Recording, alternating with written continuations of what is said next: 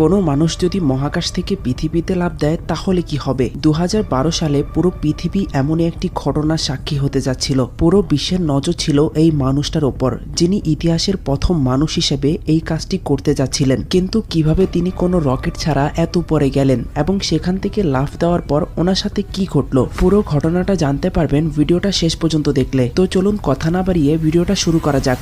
হয়তো মৃত্যু নয়তো ইতিহাস।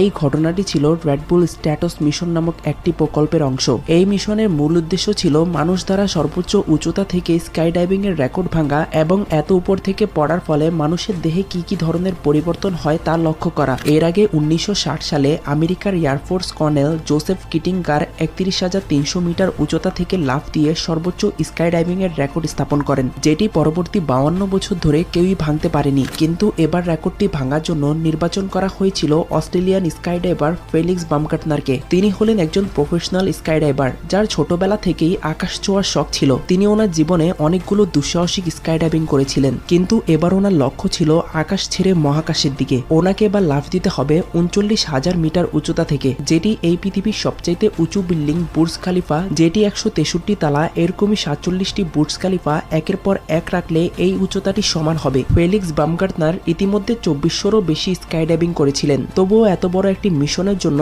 ওনাকে 2 থেকে 3 বছর প্রস্তুতি নিতে হয়েছিল। বামগার্টনারের জন্য একটি স্পেশাল প্রেসার স্যুট ডিজাইন করা হয়েছিল। এই স্যুটের ওজন ছিল 13 কেজি, যেটিকে তৈরি করতে 2 থেকে 3 বছর সময় লেগেছিল। আপনারা জানেন যে আমরা পৃথিবী থেকে যত উপরে যাব তাপমাত্রা ততই কমতে থাকবে, আর ফেলিক্সকে যেখানে পাঠানোর কথা ছিল সেখানকার তাপমাত্রা ছিল -56 ডিগ্রি সেলসিয়াস। আর এই স্পেশাল স্যুটটি সেই কঠিন ঠান্ডা থেকে তাকে রক্ষা করবে। এত উচ্চতায় বাতাসে অক্সিজেন নেই বললেই চলে। স্যুটের সঙ্গে একটি ব্যাকপ্যাক দেওয়া ছিল, যেটি ফিলিক্সকে 100% বিশুদ্ধ অক্সিজেন সরবরাহ করবে। এছাড়াও এত উপরে চাপ অনেক বেশি থাকে, তাই এই স্যুটটিকে এমনভাবে ডিজাইন করা হয়েছিল যেন স্যুটটি এই চাপ সহ্য করতে পারে। এরপর ওনাকে এত উপরে নিয়ে যাওয়ার জন্য একটি বিশেষভাবে ডিজাইন করা প্রেসার ক্যাপসুল তৈরি করা হয়। এই ক্যাপসুলটির ওজন ছিল প্রায় 1315 কেজি, যার মধ্যে বিভিন্ন সরঞ্জাম রাখা ছিল। এই ক্যাপসুলটি ফাইবার গ্লাস ও কম্পোজিট উপাদান দিয়ে তৈরি করা হয়েছিল, যার কারণে এটি অনেক হালকা ছিল কিন্তু ছিল অনেক শক্তিশালী। এর বাইরের শেলটি ছিল তাপ প্রতিরোধী আবরণে মোড়া, যার ফলে এটি -56 ডিগ্রি সেলসিয়াস তাপমাত্রা থেকে